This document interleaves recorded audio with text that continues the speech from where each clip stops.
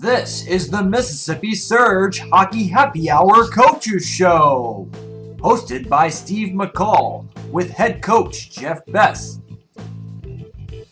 Hockey Happy Hour is brought to you by Bob's Burger Factory at the corner of Pass and Courthouse Road in Gulfport.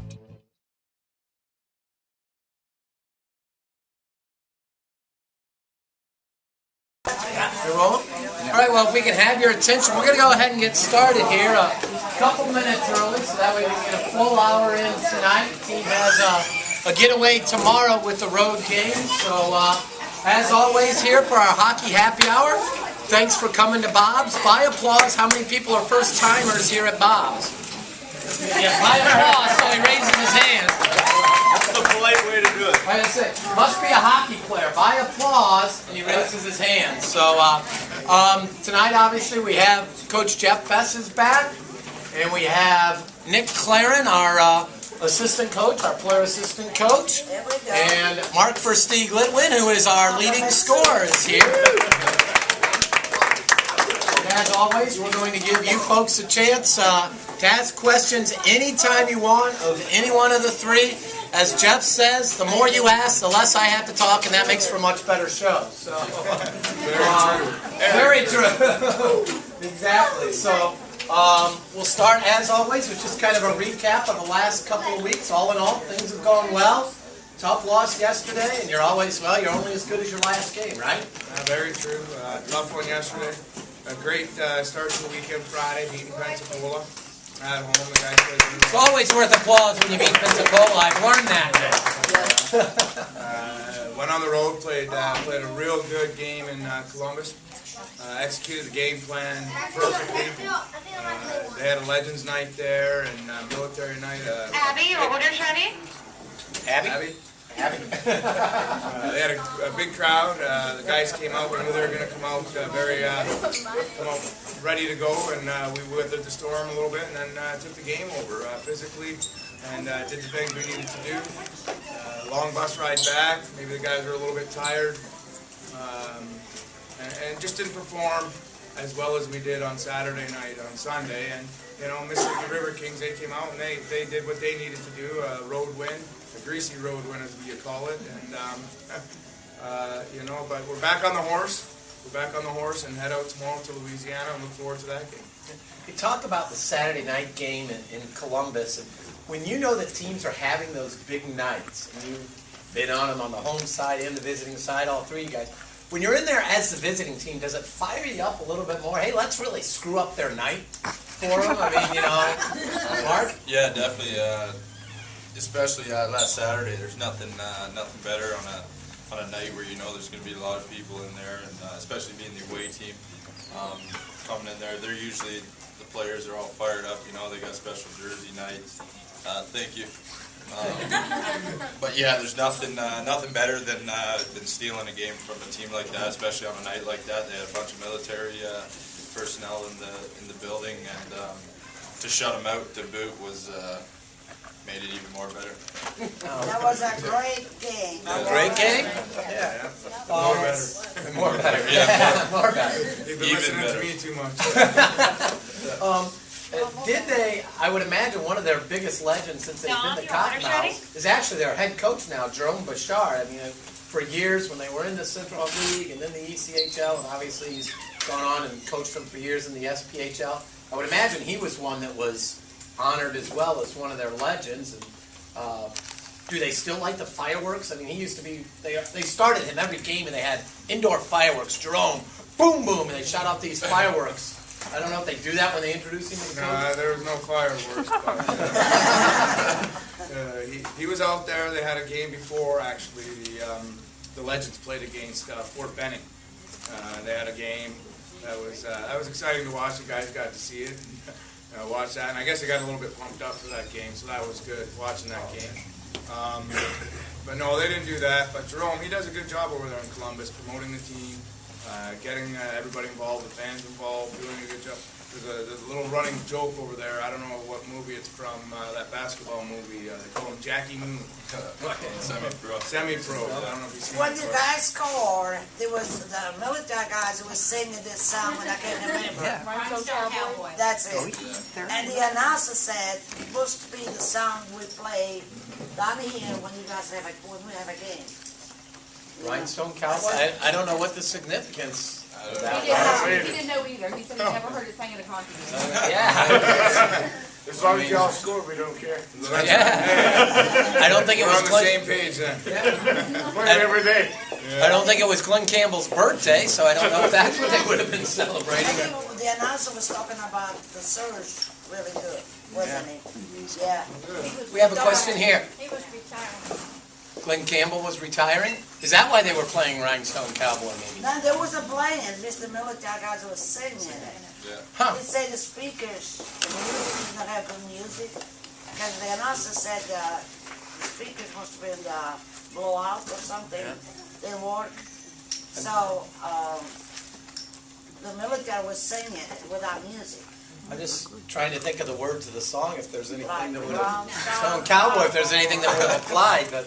Running Um, horses. Yeah, Nick Eno was in goal for the Connor, shutout, your order's ready?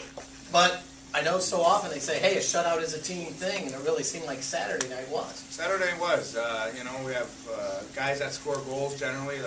For instance, Mark carrying the team in all offensive categories right now. But, they struggled a little bit. But, buying into the system, and if you're not pulling, you're pushing is the model we go by. And he didn't score, but he played excellent, did excellent job defensively, kept the pucks out of the net, and everybody bought in. We executed the system and the game plan perfectly. Very impressed with how they did it and what they did on Saturday night. And, I was excited.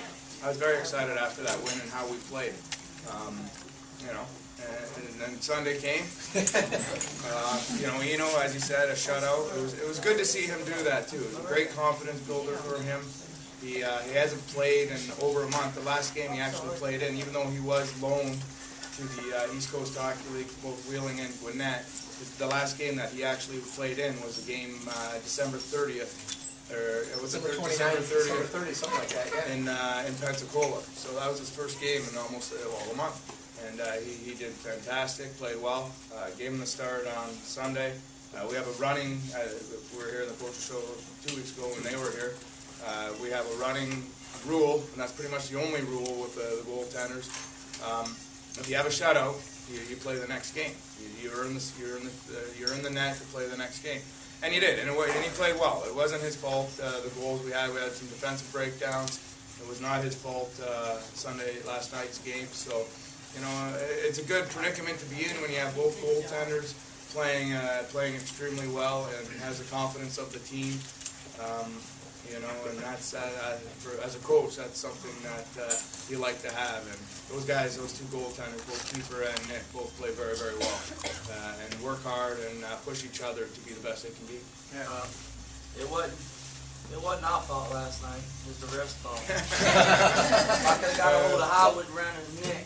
Sprung his neck. Now, and there was a play last night. There was a close call at one end of the ice where it could have been a goal. And Barbara and Charlie, you sit right behind the net. I don't know if you had a... It was not a goal. It was not a goal. So you think the referee had a good call on it. But what We actually have a We got pictures of it. It was not a goal. Okay, well that's fine. But what I liked was Jeff wanted to talk to the referee, and we joked about this today. I said, you were standing out there on the ice. How long were you willing to wait to talk to the referee? You notice the referee skated away and went down to the other corner.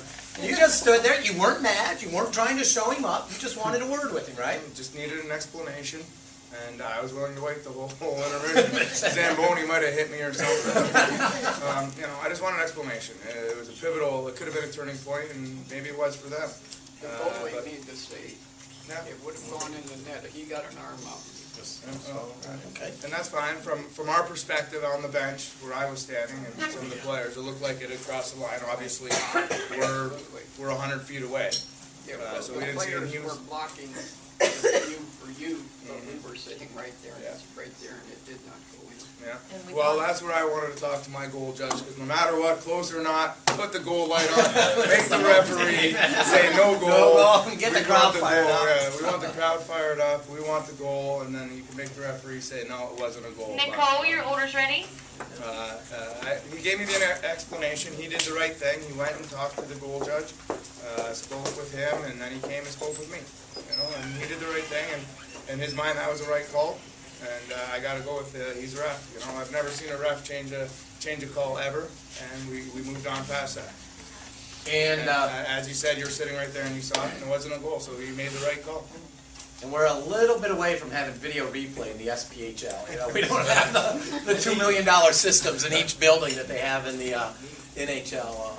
Everything. So that's a little bit about the games. Of course, you can always ask any questions, but I want to visit with the players now for a little bit, and let's start with you first, Nick. I know it's probably been a frustrating season. What, 9 games in, you get the shoulder injury and Upper body injury. upper body injury. Yes, upper body injury.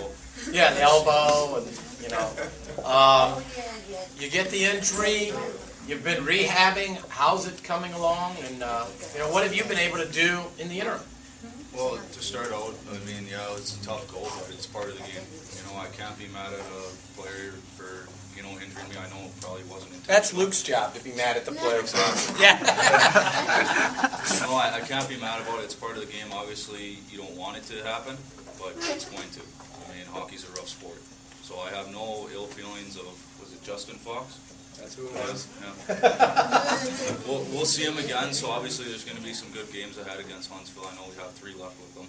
But as far as rehab, it's been going well. You know, I got in about 3-4 weeks ago and just started, you know, getting after it. Obviously, I got about 3 to 4 more weeks to go, you know, depending on how my body reacts to it.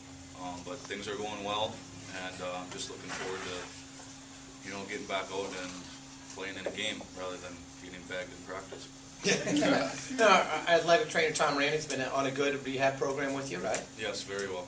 He's been doing a great job. You know, he's been with me every step of the way, pushing me and making sure that I don't go too far and staying within the guidelines. Is it, I hate to use the word easier, but when you have the upper body injury, you're at least able to still do the conditioning and keep the legs fresh, which is so important in terms of skating. So when you do get going, you're gonna be in good condition, right? Well, I'll be in prime shape if Jeff Bes is skating me. Yeah. Definitely. You know, had a good skate today, so, you know, I've had good skates, but today was probably one of the best I've had, you know, as a starting point to get me in gear for, you know, the next couple of weeks ahead, getting ready to get into game shape. And it'd be nice to have you back for the big playoff push and into the postseason, and obviously will bring a lot of experience to the blue line. I know you've been chomping at the bit to get him back.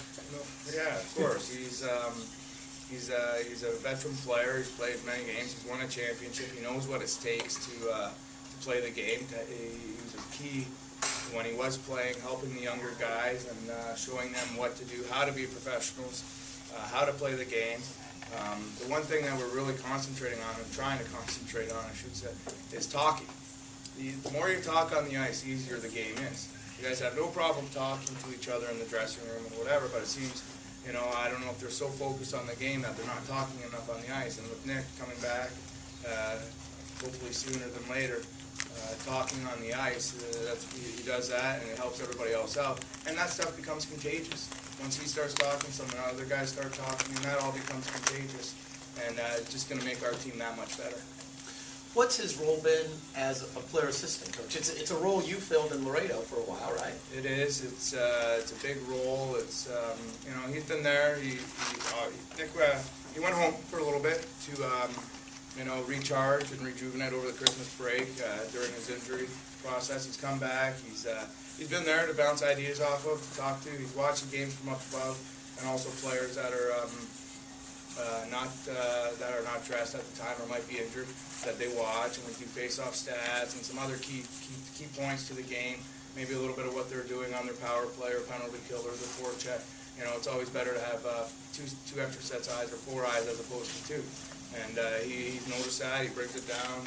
Shows me who's winning the face-offs. You know, face-offs is such a key part of the game. You win a face-off, you control the puck. And possession and controlling the puck. If you control the puck and you have possession of the puck, you're going to control the game. And that's what we want to do. So, and that all starts from the face-off. And that's something that we've really been focusing on as well. It seems weird that, and I guess football's like this too, and you know, the hockey coaches, you're right behind the bench, obviously that's where you can control and direct the team, but it's probably the worst view of the game. It is. Yeah. It is, to be honest with you. It's hard to see some of the things. You're obstructed, you're trying to, you know, you might be talking to a player who's come off and explaining them a shift or something that they might have done right or something that they might have done wrong. You're going to miss something, you know, so it's probably the worst seat in the house, but it's also the most exciting seat in the house as well. So, you know, it's always good to have extra eyes, even with Mark playing and during the game, and he sees something, hey, you know, their forecheck is coming at us quite hard, maybe we should do something differently. You know, and he, you know, being a veteran and a leader as himself is, that certainly helps, and he's got great ideas and tips as well throughout the game.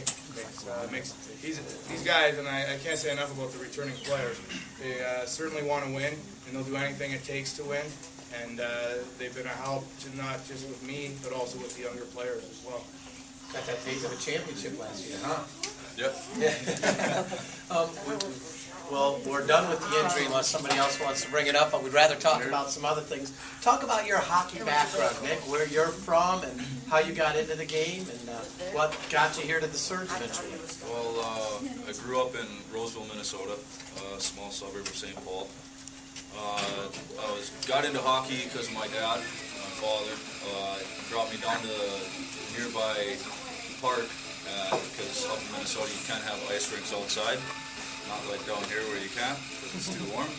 So he brought me down there and basically laced up my skates and gave me a chair and said, go have fun. How old were you at this time? I was 3 years old. 3 years old? Yeah. And by, you know, a couple weeks went by, or, you know, a couple months, and pretty soon the chair was pulled away and he said, okay, let's see what you can do. Because this is truly skating, you know, and of course I'd fall down here and there, but he was never there to pick me up. I always had to get up on my own. So started organized hockey when I was about 4 and a half. Obviously played in the Roseville youth program. Went to high school, graduated there, and then went to go play junior down in Kearney, Nebraska, in USHL for a year, and didn't really pan out after that. So I went to the North American League down in Wichita Falls, Texas. And then played 2 years there. Went to, decided I wanted to go to college, play NCAA. Had some offers to go to D1. Obviously, I didn't take them. I went to UW South. We got a couple of pinball wizards back here, yeah. Where's the theme music? Went to UW South and played 4 seasons there. And we haven't had this happen before. Right. Nick Claren's first time at Bob's. I'm gonna go play with him. We'll make that a part of the coaches show sometime, a pinball challenge. There you go. So spent 4 years there, and then decided I wanted to continue my hockey career, and actually got called by Jeff and Terry to come down to Laredo. And I went down there. I spent a couple months down there, and you know, it's the way hockey goes. It's a business. You know, players come in, players go out. So I was unfortunately released from there, but was fortunate enough to land a spot here in Biloxi with the Surge. You know, spent about 25 games, and then got called up to South Carolina for about 18 games, and then sent back down around the playoff push, and finished the year out there. And then last year was basically history. Spent the whole season there down here. Jeff called me this summer, and you know, hey, go back, and was all for it. Well, when he talked to you about being the player assistant coach, was that something that you were very eager about? Was it something like, well, I don't know if I'm quite ready for that. I don't know, will that impact my relationship with my teammates? Well, right away, you know, you kind of got to think about your future. And, I've been coaching at home, running hockey camps back at home for about 4 years. We didn't make them take the kids away. I just wanted to.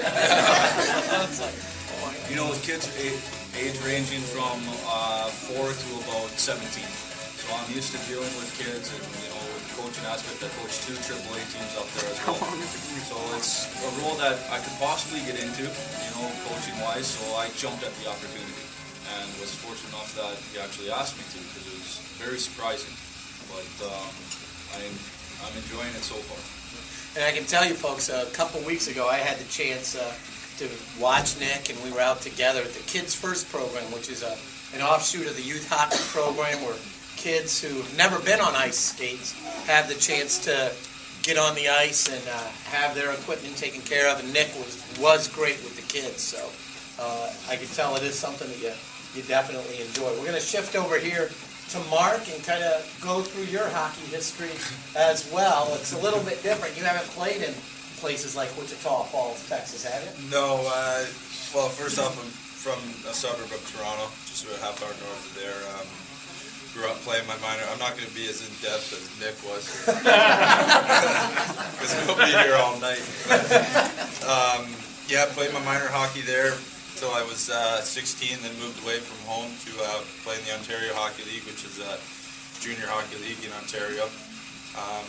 After that, I turned to the pro game. I was in Kalamazoo, Michigan for 2 years. Kind of bounced around that league a bit. Played in Fort Wayne, Indiana. Played in Rocky Mountain in the Central League, which is just outside of Denver, Colorado. After that, I went back to Fort Wayne in the IHL. Flint. I've been in Flint. Yeah, and then I came down here to the SPHL. Started in Fayetteville. Got picked up. Boo! Did I hear some boos back here when I heard Fayetteville? Yeah, played in Fayetteville. Things didn't work out there. The second year round, got waived. Got picked up by Louisiana. Was only there for a month, and then got traded here from Louisiana, which was nice. Last year, anyway. Went from the outhouse to the penthouse. And still in the penthouse now. Still in the penthouse, yeah. You mentioned Fayetteville, and I want to get your guys' take on this. And just because you mentioned Fayetteville, 2 weeks ago we had Nick Eno and Kiefer Smiley here, and it was right after the big games with Fayetteville. And we were talking with Kiefer about his altercations in that series. What goes through your guys' minds when you see the goalies getting into a fight? Does everybody else just stop and say, hey, check this out, almost like a scene outside? Yeah, pretty much everybody just stops and watches them, because it never happens usually. So it's pretty much the main event, so to say, But obviously you don't want them to get hurt. Obviously you want them to beat the other guy up and just do well, and whatever happens, happens. But showed a lot of guts doing that. I mean, twice in a row, 2 games in a row, especially being a younger kid, a rookie goalie. For that fact, it was good for him. It was good for us. Got the boys pumped, and we ended up beating them both games there. Brown wanted to fight him again after the game was over. Well, yeah, he was running his mouth in the paper. He's like that though. He's a bit of a hothead. I'm sure everyone knows. He played here. And, You guys want to get when he gets mad, he loses. Yeah, he loses. You can't score on him anytime you want to. That's how he is. You score on him once, you get into his head, and you can beat him over and over again. Have you noticed that about goalies? Are there some goalies that, like you say, you can get in their Well, heads? you're playing with Yes, this one yes, you can. season, I think. Brown was with us for a while. Yeah. Right? Yeah, he got no fight when he was with us. Yeah, I remember I didn't get to talking see about it, but I seen the video of it. Yeah, I was upset because we were doing the sled hockey that time, and it was the You only what? time I couldn't see a fight because I was down in the sled. I couldn't see. He's always been. I remember playing against him in junior, and he was kind of the same way. He's got an attitude. Yeah, the older guys would be like, "Man, you got to watch this guy. He's crazy. Wait till you see some of the stuff he does." But he's a nice guy. I played with him in Louisiana. I got nothing bad to say about him. But, I think Kiefer got the better of him a little bit. To say the least. Indeed. How about you, Nick? I mean, of course, those games were on the road. Were you watching them online and like, oh man, I wish I was there? Which I guess you're like that. Well, of pretty much course, anyway. you see your teammates getting in a scuffle, you obviously want to be there for them. it's kind of hard to take, you know, because some nights you see the guys not playing well, but other nights you see them come together and it's like a band of brothers, you know, and you get all jacked up about it, even though you're sitting at home watching it on the screen. You're looking at it, yeah, you know, it's just the mentality of, you know, an athlete. So, yeah, I do get into it a little bit when I see the guys on the screen getting into it. So we've got kind of a dichotomy here in that we've got Nick, who's a very steady, very solid defenseman, and then we've got our leading scorer here. You mentioned that you had some time in the ECHL, and you've played in several other leagues. So how would you compare the SPHL to some of the other leagues you've played in, and we'll have you address the same question, Mark. Well, I think, you know, spending the little bit of time that I had up in the coast, it was, things came a lot easier. Guys were, I'd say, more positioned. They knew their positions well, and you knew where they were going to be at all times. Well, there's a lot more talking going on up there. Jeff is addressed. Yeah, exactly right. And the game's just simplified. You know, obviously the players are more, well, supposedly more skilled. You know, guys are on NHL contracts, you know, big money guys, but yeah, I'd have to say it's very simplified up there. Yeah, that's probably the biggest thing. Well, in the IHL, I'd never played in the East Coast, but you know, the guys were a lot older guys that Jeff's probably played against. You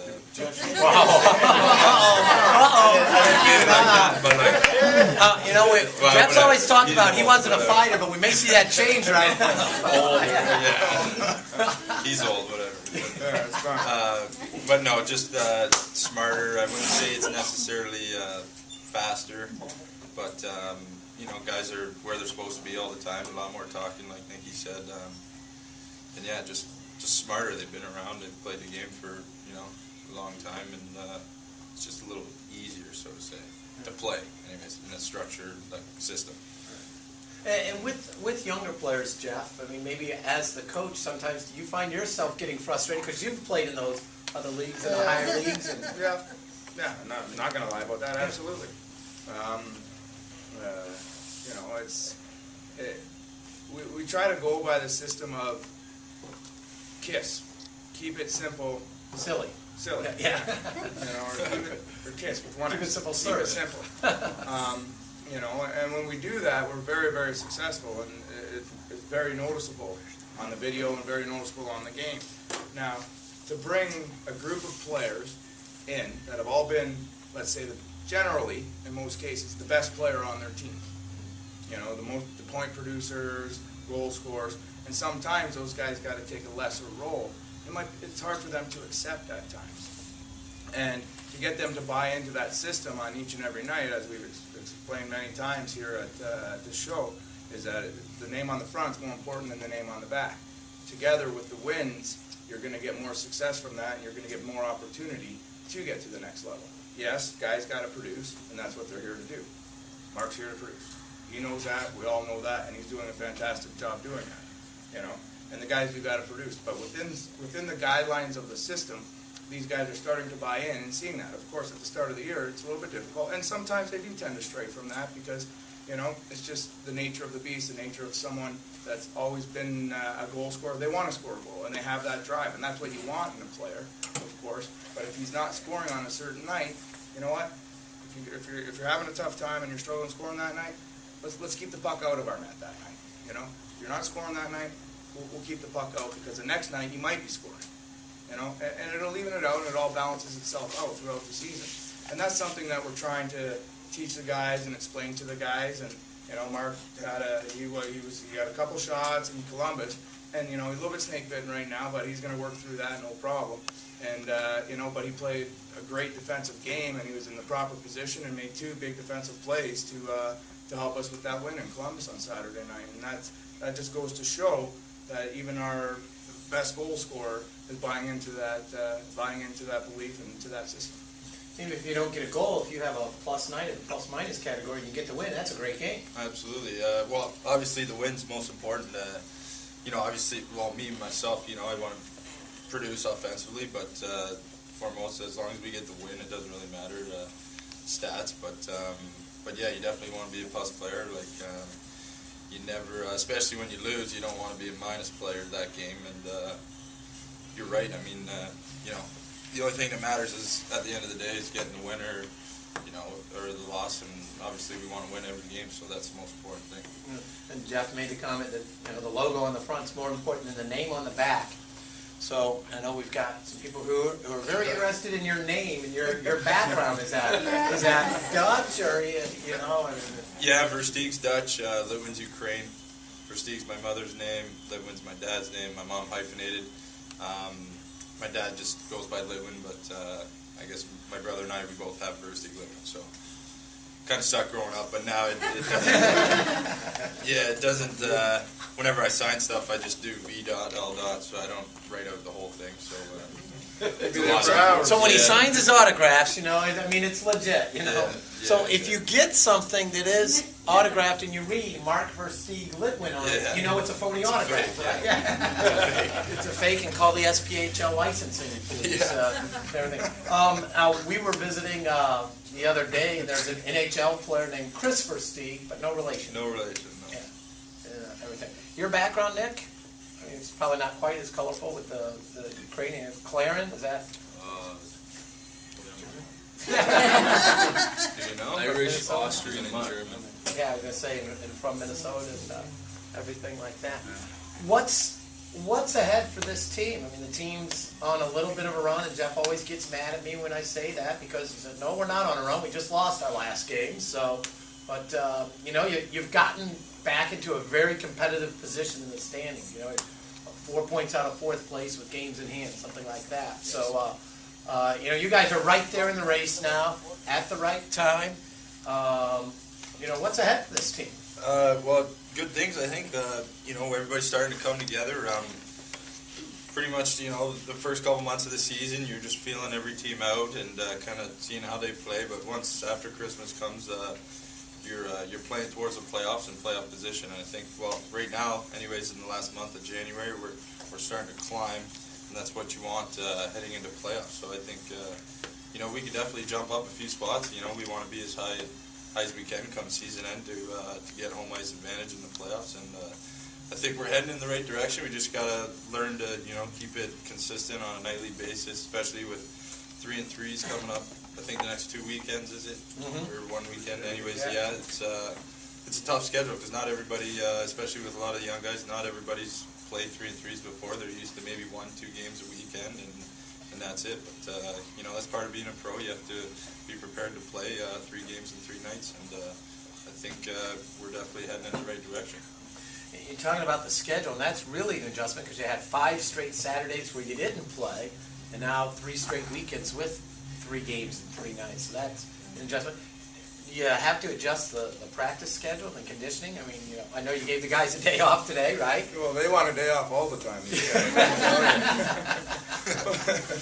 You do.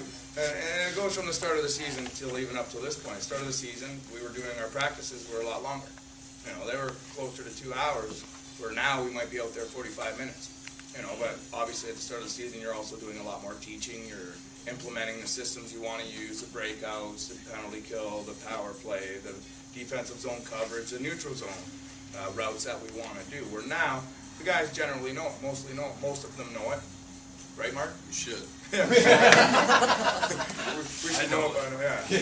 We're getting it. And now we've tapered our practices down, and we isolate what we need to do. Last week we had a good week of practice. We had the whole week to practice. We've also battled some conflicting issues with the Coliseum where we didn't have ice a lot in the month of December. So we had a good week of practice. We took 1 day, and I took 1 day and focused on what we needed to do that day, and we worked on it. You know, we did 4 or 5 drills, and we were done. We were out of there. And, you know, you got to taper it down. The guys are getting tired. You got 3 games and 3 nights. Actually, there'll be 4 games and 5 nights coming up with tomorrow's game. You know, and I told them today. I walked in there and I said, hey, it doesn't matter. There's no judgment going on. You got to do whatever's going to prepare you to play the best game that you can play tomorrow. Some guys got on the bike and rode the bike. Some guys stretched it out. The only 2 guys that I wanted on the ice, was Nick and Tyler Ruel. So I could get them a little bit of skating in and start working on Nick's conditioning here, and so that went. But it turned out that there was probably a good 10, 12 guys that went out, and they felt it was better for them to stay sharp to get on the ice. We weren't out there very long, 20, 25 minutes at the very most. And then I worked with these the two guys, again, mostly with Nick though, trying to get him into condition here. So yeah, we definitely you taper the practices down, and you know, as the season goes on, because you want to keep them fresh and keep them ready. Hey, you were very straightforward, just saying that you wanted Nick to get his work in today. So why all the smiles and grins here? You got everybody laughing as soon as he said that. Well, it was a good skate. It was a good skate. Why he's rubbing his leg. Well, exactly. No, that's what I do when I'm nervous. You mentioned Tyler Ruel. Now he's had us. He's been out of the lineup the last 3 games, I guess. He's missed 4 games. Three, 4 games. Yeah.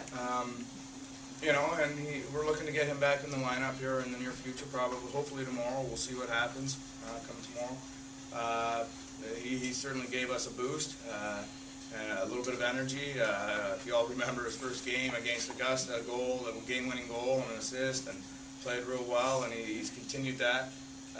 In the 8 games that he's played, they've got great chemistry here with Mark. They seem to work real well together out there, and you know, having him out of the lineup hurt a little bit. Absolutely, but it also gives an opportunity for another guy or a couple other guys to step up, and we saw that the game in Columbus. Jeff Grant was one of the best players on the ice in Columbus. He was all over the ice, making hits, making plays, you know, and guys assisted on both goals.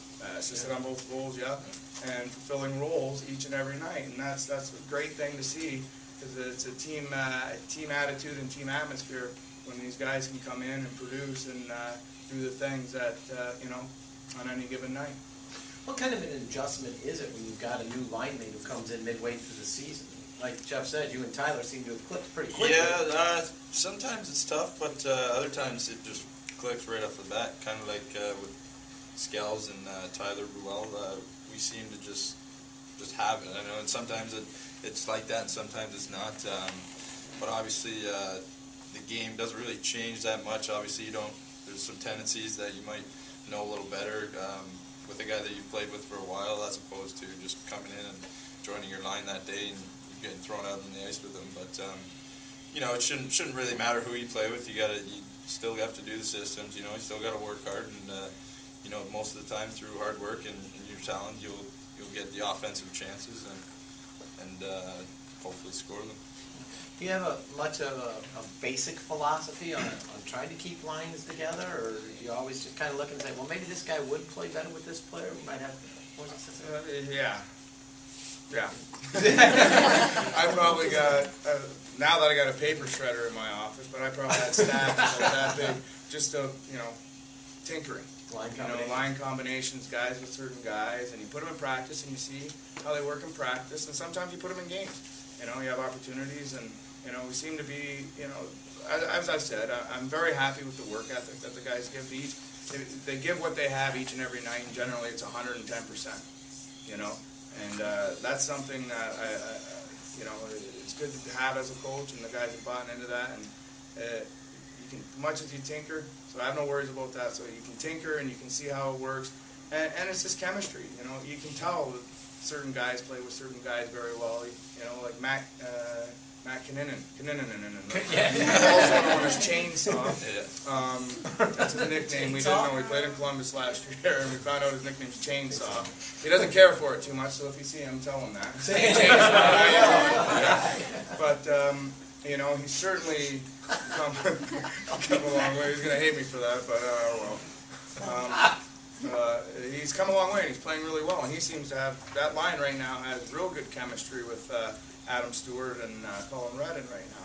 And you know, you got Jeff Grant and Nick Duran and Rob Campbell all working well together, and they're doing a great job. I put that line, Duran, Campbell, and Grant, in a checking role against the team's, generally against the team's top line, their top goal scorers, and they've done a real good job in shutting them down and also contributing on the offense. So, you know, there's a lot of chess match going, and, you know, my mind's always going. Sometimes I'll wake up in the middle of the night at 2, 3 in the morning and think, oh, I don't know if I dreamt it or I was thinking it subconsciously, and I'll write a line combination down.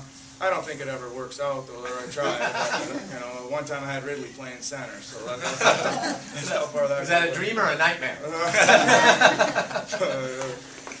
He certainly got the ability to do that if he wanted to, that's for sure.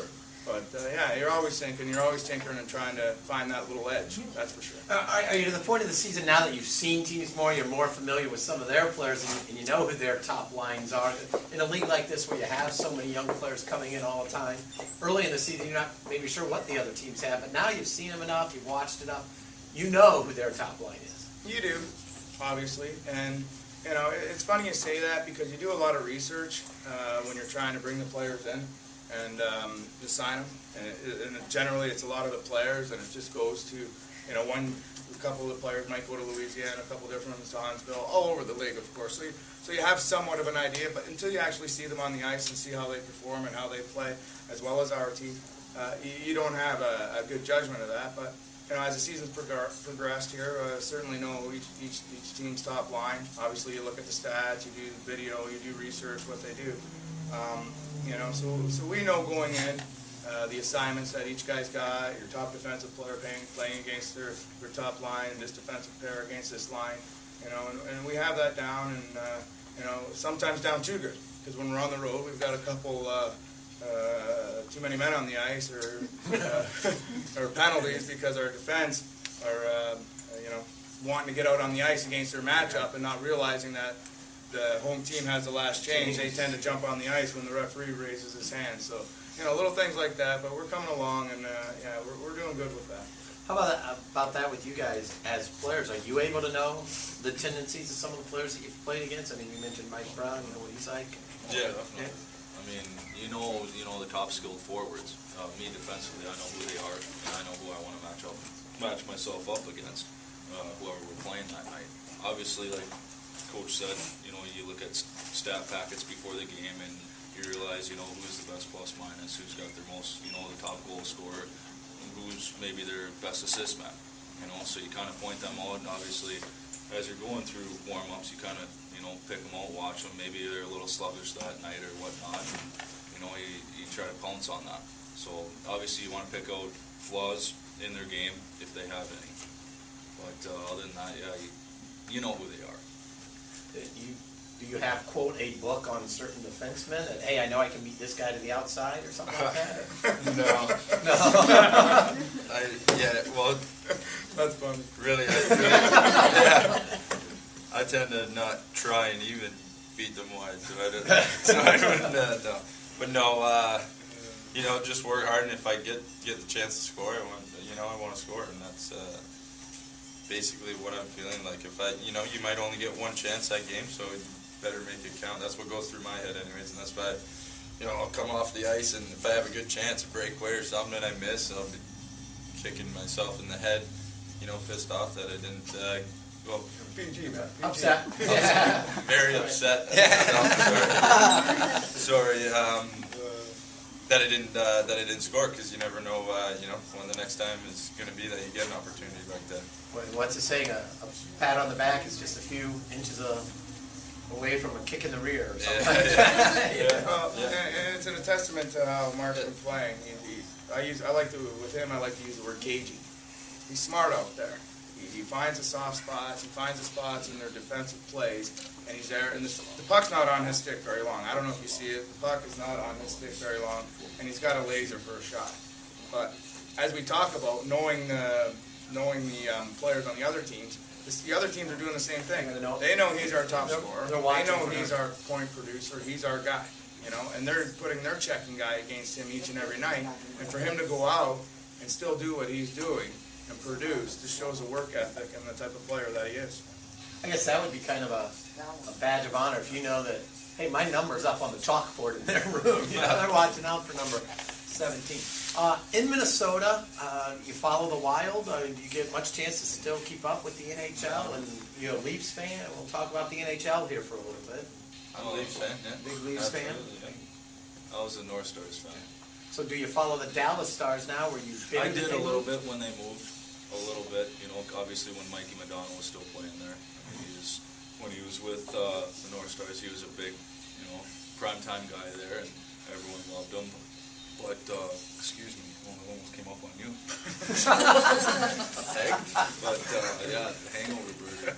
So, all right, so you're following the Dallas Stars. You know where I'm going with this, Take a Andy. drink. Andy over here is from Buffalo, so the famous no goal Game 6 Dallas Stars Stanley Cup. Were you happy about that? I remember that. When the Stars won the Stanley Cup? Oh, yeah. Yeah. Just got to rub a little salt in the wound back there. They still haven't won in Buffalo. Yeah. So the hockey gods have had their revenge, huh? So now that's a great fact. I didn't realize that the Dallas Stars have not won in Buffalo since that night. They just played Friday, and that was the first time I heard it. And that was just 1999 that game happened. I realize they don't play 6 games in Buffalo every year, and there's probably some seasons they don't play there. But that's our great fun factor. Now, Maple Leafs right now are, quote, on the clock, along with the Los Angeles Kings and St. Louis Blues, as having the longest Stanley Cup drought. Which of those 3 teams is going to break through first? I hope the Leafs. Yeah. No, I don't know. I don't follow it too much because we don't get the games down here like you would as if I was back home. But I guess Brian Burke's doing a pretty good job. They're in the playoff spot right now, which they haven't been in the playoffs I think the last 6 or 7 years. Yeah. So I mean, he's obviously done some right things, and I think in a couple of years, maybe hopefully they'll be able to contend. What could be? I want to be there. Yeah. I'll be there for that too. Yeah. Little riot. Yeah, that would be huge. I mean, can you explain? I mean, everybody down here obviously saw the fervor for the Alabama LSU game. I mean, obviously, if the Toronto Maple Leafs were to win the Stanley Cup, kind of like that whole fervor and excitement, huh? Yeah, I don't know what would happen, but something bad would happen.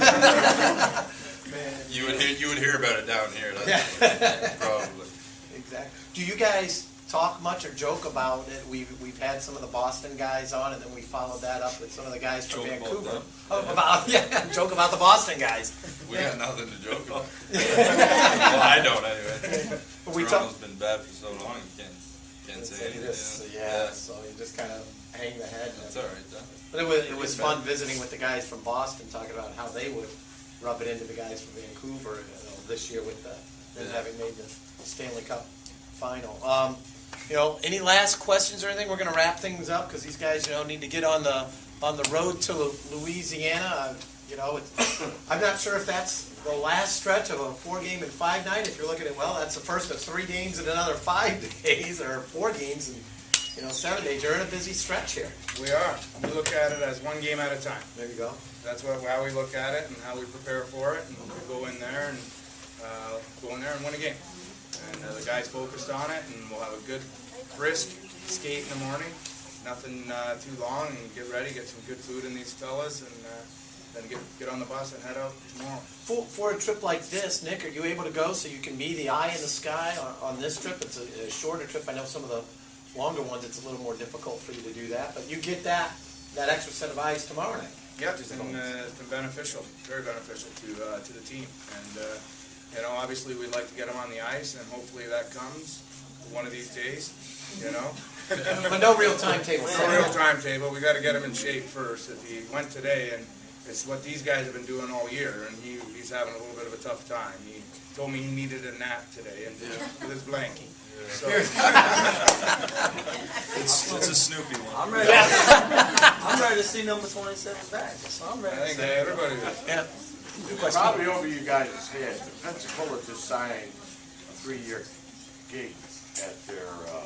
Did they make that announcement today? I know that's. No, it was last week. Yeah, they But talked I about was wondering, what about us? Tim wants to obviously keep hockey. That's why he stepped up. I mean, so you folks, a lot of you are aware that if it weren't for Tim Kerr, the Surge very likely wouldn't have been able to finish the season last year. That's kind of been out there. So he's very encouraged by you folks right here. He called me on Saturday after the jersey auction that was very successful. He says, our diehards here are better than the diehards in Pensacola. He says, we just need to get more diehards.